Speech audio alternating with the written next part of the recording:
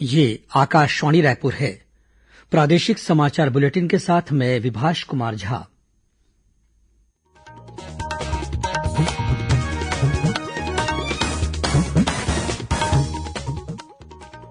और अब पेश हैं आज के मुख्य समाचार। केंद्रीय स्वास्थ्य मंत्रालय ने कहा कि टीकाकरण के तीसरे दिन कल करीब 1.5 लाख लोगों को कोरोना से बचाव का टीका लगाया गया। छत्तीसगढ़ हाईकोर्ट ने ब्लॉक स्तर तक के प्रत्येक कार्यालय को सूचना का अधिकार अधिनियम के तहत लोक प्राधिकारी मानने के मामले में राज्य सूचना आयोग और प्रदेश सरकार को नोटिस जारी कर 4 सप्ताह में जवाब मांगा। भाजपा के प्रदेश अध्यक्ष विष्णुदेव साय ने राज्य सरकार पर बस्तर को विकास से उपेक्षित रखने का आरोप लगाया और ठंडी और शुष्क हवाएं आने के कारण प्रदेश में कल से न्यूनतम तापमान में आ सकती है गिरावट। कोरोना महामारी के खिलाफ देश एकजुट होकर लड़ रहा है। आप भी हमारे साथ सुरक्षा और बचाव के 3 आसान एहतियाती उपायों का संकल्प लें।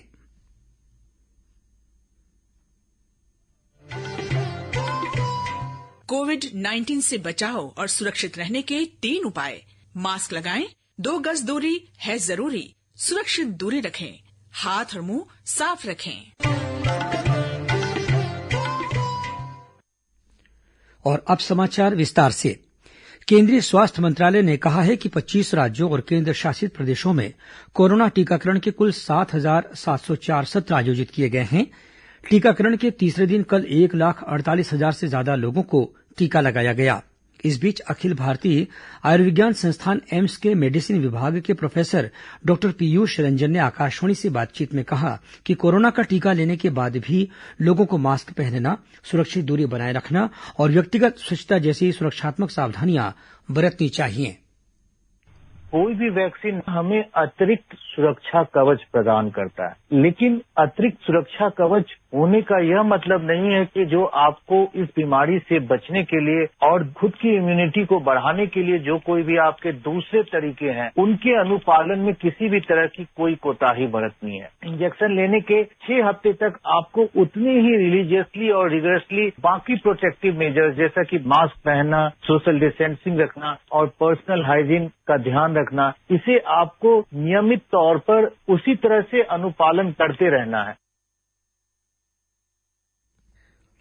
केंद्रीय सूचना और प्रसारण मंत्रालय के पत्र सूचना कार्यालय और प्रादेशिक लोक संपर्क कार्यालय द्वारा आज रायपुर में कोविड-19 टीकाकरण के प्रति लोगों को जागरूक बनाने के उद्देश्य से वेबिनार का आयोजन किया गया। वेबिनार को संबोधित करते हुए छत्तीसगढ़ यूनिसेफ के प्रमुख जॉब जकारिया ने कहा कि कोरोना टीकाकरण का मुख्य उद्देश्य देश को कोविड मुक्त बनाना है। उन्होंने कहा कि टीकाकरण शुरू होने के बाद भी लोगों को सावधानियां बरतना और कोविड अनुकूल व्यवहार करना जारी रखना होगा। उन्होंने कहा कि टीकाकरण एकमात्र समाधान नहीं है, लेकिन समाधान की ओर एक कदम अवश्य है। इस अवसर पर छत्तीसगढ़ टीकाकरण अभियान की राज्य मीडिया समन्वयक हर्षा पौराणिक ने टीकाकरण से जुड़ी सूचनाओं को संबंधित विभाग से पुष्टि करने के बाद ही आम जनता से साझा करने की अपील की। उन्होंने मीडिया से कहा कि केवल सही सूचनाओं को ही साझा करें और अफवाहों को बिल्कुल भी आगे न बढ़ाएं। वहीं छत्तीसगढ़ यूनिसेफ के स्वास्थ्य विशेषज्ञ डॉक्टर श्रीधर प्रहलाद ने भी किसी बीमारी के लिए टीकों को विकसित करने की विभिन्न तकनीकों के बारे में विस्तार से बताते हुए कहा कि भारत में जो 2 कोविड वैक्सीन लगाई जा रही है, उन्हें सारे मापदंडों का पालन करते हुए विकसित किया गया है और ये टीके पूरी तरह से सुरक्षित हैं। इससे पहले वेबिनार की शुरुआत करते हुए पत्र सूचना कार्यालय और रीजनल आउटरीच ब्यूरो रायपुर के अपर महानिदेशक अभिषेक दयाल ने कहा कि इस वेबिनार के आयोजन का उद्देश्य कोरोना टीकाकरण के प्रति आम जनता को जागरूक करना है, ताकि लोगों में सही जानकारी पहुंच सके और अफवाहों पर विराम लग सके। वेबिनार के दौरान प्रतिभागियों द्वारा पूछे गए प्रश्नों और जिज्ञासाओं का विशेषज्ञों द्वारा समाधान भी किया गया। इस वेबिनार में सूचना और प्रसारण मंत्रालय के फील्ड अधिकारियों और मीडिया कर्मियों के अलावा नेहरू युवा केंद्र के सदस्यों, राष्ट्रीय सेवा योजना के कैडेटों सहित लोक कलाकार और विद्यार्थी शामिल हुए। बस्तर और दंतेवाड़ा जिले में बर्ड फ्लू के मामले सामने आने के बाद आज बस्तर जिला प्रशासन ने हाई अलर्ट जारी कर दिया है। जगदलपुर कलेक्टर रजत बंसल ने जिले के सभी मुर्गी पालन केंद्रों के प्रवेश मार्ग पर प्रतिबंधित क्षेत्र की सूचना पट्टिका लगाने के निर्देश दिए हैं। कलेक्टर ने कहा कि इन इलाकों के आसपास कोई पेड़ या घने पत्तों की झाड़ियां भी नहीं होनी चाहिए, जिन पर पक्षियों को बैठने की जगह मिल सके। बस्तर जिला प्रशासन के निर्देशों में कहा गया है कि मुर्गी पालन केंद्रों में कर्मचारियों को मानक के अनुसार सुरक्षा किट पहनने के बाद ही प्रवेश दिया जाए। वहीं परिसर से बाहर जाने से पहले कर्मचारियों को पूरे कपड़े बदलने और हाथ साफ करने की हिदायत भी दी गई है। प्रशासन ने कहा है कि मुर्गी पालन के प्रतिबंधित क्षेत्र में आने वाले वाहनों की लगातार निगरानी की जाए। साथ ही गाड़ियों के चक्के और निचले हिस्से पर कीटनाशक दवाइयों का छिड़काव भी किया जाए। छत्तीसगढ़ उच्च न्यायालय ने प्रदेश में ब्लॉक स्तर तक के प्रत्येक कार्यालय को सूचना का अधिकार के तहत लोक प्राधिकारी मानने के मामले में राज्य सूचना आयोग और प्रदेश सरकार को नोटिस जारी कर 4 सप्ताह में जवाब मांगा है। मिली जानकारी के अनुसार सामान्य प्रशासन विभाग ने सूचना का अधिकार अधिनियम के तहत ब्लॉक स्तर तक के प्रत्येक कार्यालय को लोक प्राधिकारी घोषित कर दिया और बाद में सूचना आयुक्त ने भी सामान्य प्रशासन विभाग के आदेश को सही बताते हुए राज्य के ब्लॉक स्तर तक के प्रत्येक कार्यालय को लोक प्राधिकारी घोषित कर उसी कार्यालय में आवेदन लगाने के आदेशित किया गया है। इस आदेश से असंतुष्ट रायपुर निवासी याचिकाकर्ता नितिन सिंघवी ने उच्च न्यायालय में याचिका दाखिल की है, जिस पर सुनवाई के दौरान आज मुख्य न्यायाधीश पीआर रामचंद्र मेनन और न्यायमूर्ति पीपी साहू की युगल पीठ ने नोटिस जारी करने का आदेश दिया है। प्रदेश में इन दिनों समर्थन मूल्य पर धान खरीदी की जा रही है। कल 18 जनवरी तक 78.5 लाख मीट्रिक टन से अधिक धान की खरीदी की जा चुकी है। इस दौरान राज्य के 18,77,000 से अधिक किसानों ने अपना धान बेचा है। वहीं मिलरों द्वारा अब तक 23,81,000 मीट्रिक टन धान का उठाव कर लिया गया है। इधर महासमुंद जिले में अवैध रूप से धान का भंडारण करने के मामले में 4 लोगों पर कार्रवाई कर इनके पास से 139 बोरा धान जब्त किया गया है। इस बीच भारतीय जनता पार्टी के राष्ट्रीय उपाध्यक्ष और प्रदेश के पूर्व मुख्यमंत्री डॉक्टर रमन सिंह ने धान खरीदी की अंतिम तारीख 1 महीने और बढ़ाने की मांग की है, ताकि प्रदेश का कोई भी किसान अपनी फसल बेचने से वंचित न रह जाए। राजनांदगांव में पत्रकारों से चर्चा करते हुए डॉक्टर सिंह ने आरोप लगाया कि राज्य सरकार धान खरीदी की व्यवस्था ठीक तरह से नहीं कर पा रही है। उन्होंने बताया कि इस मुद्दे को लेकर प्रदेश भाजपा द्वारा आगामी 22 जनवरी को पूरे प्रदेश में जेल भरो आंदोलन किया जाएगा। डॉक्टर सिंह ने कहा कि पिछले 2 वर्षों के दौरान प्रदेश में 250 से ज्यादा किसान आत्महत्या कर चुके हैं। उन्होंने दिवंगत किसानों के परिजनों को मुआवजा दिए जाने की मांग भी की। भारतीय जनता पार्टी के प्रदेश अध्यक्ष विष्णुदेव साय ने राज्य सरकार पर बस्तर को विकास से वंचित रखने का आरोप लगाया है। आज कोंडागांव जिले के प्रवास के दौरान श्री साय ने कार्यकर्ताओं को संबोधित करते हुए कहा कि राज्य सरकार धान खरीदी से लेकर बेरोजगारी भत्ता, पेंशन योजना और विकास की मूलभूत सुविधाएं देने में असफल रही है। उन्होंने आगामी 22 जनवरी को आयोजित भाजपा के जिला स्तरीय धरना प्रदर्शन में बड़ी संख्या में कार्यकर्ताओं से शामिल होने की अपील की। इस मौके पर विधायक शिवरतन शर्मा, पूर्व सांसद दिनेश कश्यप और पूर्व मंत्री लता उसेंडी ने भी कार्यक्रम को संबोधित किया। दंतेवाड़ा जिले में सुरक्षा बल और माओवादियों के बीच मुठभेड़ होने की खबर मिली है।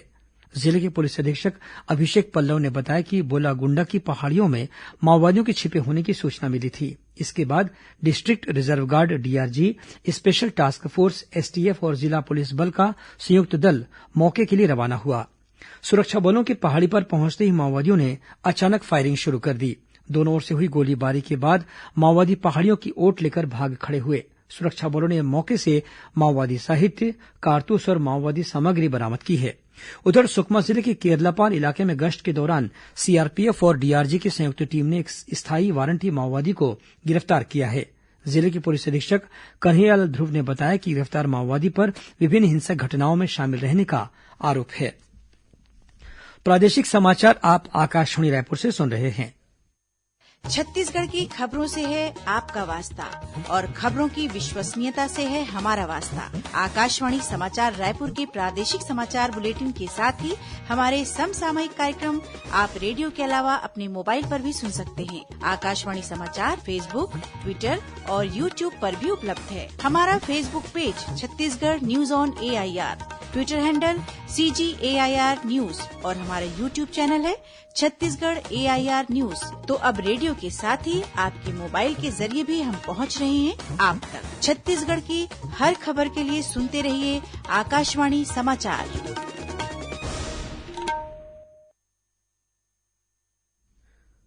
और अब आगे बढ़ते हैं बाकी के समाचारों की ओर। मुख्यमंत्री भूपेश बघेल ने असम प्रवास के दौरान छत्तीसगढ़ में विनिर्माण और इससे संबंधित अन्य क्षेत्रों में पूंजी निवेश को बढ़ावा देने के लिए गुवाहाटी में उत्तर पूर्व क्षेत्र के विभिन्न औद्योगिक संगठनों और उद्योगों के प्रतिनिधियों से मुलाकात की। इस दौरान मुख्यमंत्री ने कहा कि छत्तीसगढ़ की नई उद्योग और व्यापार अनुकूल नीतियों के कारण राज्य की अर्थव्यवस्था में तेजी से सुधार हो रहा है। मुख्यमंत्री भूपेश बघेल कल 20 जनवरी को राजधानी रायपुर के अलावा बालोद और राजनांदगांव जिले में आयोजित विभिन्न कार्यक्रमों में शामिल होंगे। इस दौरान मुख्यमंत्री अपने निवास कार्यालय में होने वाले कार्यक्रम में रायपुर के खाद्य प्रौद्योगिकी महाविद्यालय सहित अलग अलग जिलों में 5 उद्यानिकी महाविद्यालयों और नवीन कृषि विज्ञान केन्द्रों का शुभारंभ करेंगे। इस अवसर पर श्री बघेल इंदिरा गांधी कृषि विश्वविद्यालय द्वारा तैयार किए गए डिजिटल कृषि पंचांग और कृषि दर्शिका का विमोचन भी करेंगे। वहीं मुख्यमंत्री बालोद और राजनांदगांव जिले में आयोजित होने वाले अखिल भारतीय हल्बा हल्बी आदिवासी समाज महासभा के कार्यक्रम में भी शामिल होंगे। मुख्यमंत्री भूपेश बघेल लोकवाणी में इस बार उपयोगी निर्माण जनहितैषी अधोसंरचनाएं आपकी अपेक्षाएं विषय पर प्रदेशवासियों से बातचीत करेंगे। इस संबंध में कोई भी व्यक्ति आकाशवाणी रायपुर के दूरभाष नंबर 0771-2430-501-502 और 503 पर 27, 28 और 29 जनवरी को दोपहर 3 से 4 बजे के बीच फोन करके अपने सवाल रिकॉर्ड करा सकते हैं। मुख्यमंत्री की मासिक रेडियो वार्ता लोकवाणी की 15वीं कड़ी का प्रसारण 14 फरवरी को होगा। रायपुर के यातायात पुलिस द्वारा पिछले वर्ष यातायात नियमों का उल्लंघन करने वाले करीब 15,000 वाहन चालकों से ई चालान के जरिए लगभग 1 करोड़ रुपए का जुर्माना वसूल किया गया है। यातायात पुलिस अधिकारियों ने बताया कि रायपुर शहर में नगर निगम सीमा क्षेत्र के तहत सभी प्रमुख चौक चौराहों पर यातायात संबंधी नियमों के उल्लंघन की निगरानी करने के लिए विभिन्न तकनीकों वाले कैमरे लगाए गए हैं, जिनके जरिए अपराधों पर भी रोक लगाने में मदद मिल रही है। वहीं राज्य स्तरीय सशक्त समिति की बैठक में प्रदेश के सभी जिलों में यात्री वाहनों, टैक्सी, बस और ऑटो रिक्शा में महिला सुरक्षा की दृष्टि से अब पैनिक बटन लगाने का निर्णय लिया गया है, ताकि यात्री वाहनों में महिलाओं को सुरक्षा संबंधी दिक्कत होने पर वे इस बटन को दबाकर अपनी सुरक्षा के लिए तत्काल पुलिस की मदद ले सकें। राजधानी रायपुर सहित प्रदेश के सभी जिला मुख्यालयों में गणतंत्र दिवस की तैयारियां शुरू हो गई हैं। इस बीच राज्य शासन के सामान्य प्रशासन विभाग ने जिला मुख्यालयों में ध्वजारोहण करने वाले मुख्य अतिथियों की सूची भी जारी कर दी है।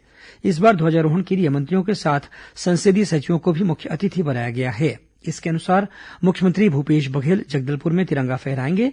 वहीं राज्य के अन्य मंत्री और संसदीय सचिव अलग अलग जिलों के समारोहों में तिरंगा झंडा फहराकर परेड की सलामी लेंगे। केंद्रीय सूचना और प्रसारण मंत्री प्रकाश जावड़ेकर ने कहा है कि देश भर की 1,000 मंडियों को ई नाम पोर्टल से जोड़ा गया है। उन्होंने ट्वीट कर कहा है कि किसानों को उनकी फसलों का लाभकारी मूल्य देने के लिए सरकार प्रतिबद्ध है। और अब पेश है मौसम का हाल। प्रदेश में कल से ठंडी और शुष्क हवाओं के आने की संभावना है, जिसकी वजह से न्यूनतम तापमान में और गिरावट आने के आसार हैं। मौसम विभाग से मिली जानकारी के अनुसार आगामी 22 जनवरी तक प्रदेश में मौसम के शुष्क रहने और आकाश के साफ रहने की संभावना है। वहीं तापमान में भी 2 से 3 डिग्री सेल्सियस की कमी आ सकती है। सरगुजा संभाग के 1-2 जिलों में शीतलहर की स्थिति भी बन सकती है। कुछ खबरें संक्षेप में सुन लीजिए। मुख्यमंत्री भूपेश बघेल ने सिखों के 10वें गुरु और खालसा पंथ के संस्थापक गुरु गोविंद सिंह की जयंती के अवसर पर सिख समाज सहित प्रदेशवासियों को बधाई और शुभकामनाएं दी हैं। कल 20 जनवरी को शहीद गैंद सिंह के शहादत दिवस पर मुख्यमंत्री भूपेश बघेल ने उन्हें नमन किया है। प्रधानमंत्री कौशल विकास योजना के तहत प्रदेश के बेरोजगार युवा रोजगार परक कौशल का उच्च स्तरीय प्रशिक्षण केंद्र सरकार द्वारा चयनित 6 शासकीय और 4 निजी औद्योगिक प्रशिक्षण संस्थानों में प्राप्त कर सकेंगे। इसके लिए इच्छुक विद्यार्थी 30 जनवरी तक ऑनलाइन आवेदन कर सकते हैं। प्रदेश के गृह मंत्री ताम्रध्वज साहू ने आज बालोद जिले के पैरी गांव में शहीद तिवर सिंह के स्मारक का अनावरण किया। छत्तीसगढ़ फीस विनियमन अधिनियम का पालन नहीं करने और फीस समिति गठित नहीं करने के अलावा जानकारी उपलब्ध नहीं कराने के कारण रायपुर के जिला शिक्षा अधिकारी ने जिले के 240 निजी स्कूलों की मान्यता रद्द कर दी है। कबीरधाम जिले में सहसपुर लोहारा नगर पंचायत के पूर्व उपाध्यक्ष खड़ग राज सिंह ने भाजपा की सदस्यता से इस्तीफा दे दिया है। भिलाई नगर निगम के चौरौदा, रिसाली और जामुल नगर पालिका के वार्डों का आरक्षण 22 और 23 जनवरी को किया जाएगा। जांजगीर चांपा जिले में पामगढ़ थाना क्षेत्र के मेहंदी गांव में बस की ठोकर से मोटरसाइकिल सवार व्यक्ति की मौके पर ही मौत हो गई। कोंडागांव जिले के दूध गांव में राष्ट्रीय राजमार्ग पर ट्रक की ठोकर से मोटरसाइकिल सवार युवक की मौके पर ही मौत हो गई। महाराष्ट्र के देवरी में शिवसेना द्वारा आयोजित बेरोजगार किसान मोर्चा के कार्यक्रम में प्रदेश भर के शिव सैनिक शामिल हुए। इस दौरान रैली भी निकाली गई। जांजगीर चांपा जिले में केसीसी लोन में हुई गड़बड़ी के मामले में किसानों का अनिश्चितकालीन धरना आज भी जारी रहा। कबीरधाम जिले में चिल्फी थाना पुलिस ने 1,500 प्रतिबंधित इंजेक्शन जब्त किया है, जिसकी अनुमानित कीमत करीब 4.5 लाख रुपए बताई जाती है। इस मामले में 2 आरोपियों को गिरफ्तार भी किया गया है। बलरामपुर जिले के रामानुजगंज में पुलिस ने 13 लाख रुपए की अवैध शराब जब्त की है और दुर्ग जिले के अमलेश्वर थाना क्षेत्र के भूथरी गांव में खलिहान में रखे पैरावट में आग लगने से करीब 45,000 रुपए का धान जलकर नष्ट हो गया। अंत में मुख्य समाचार एक बार फिर।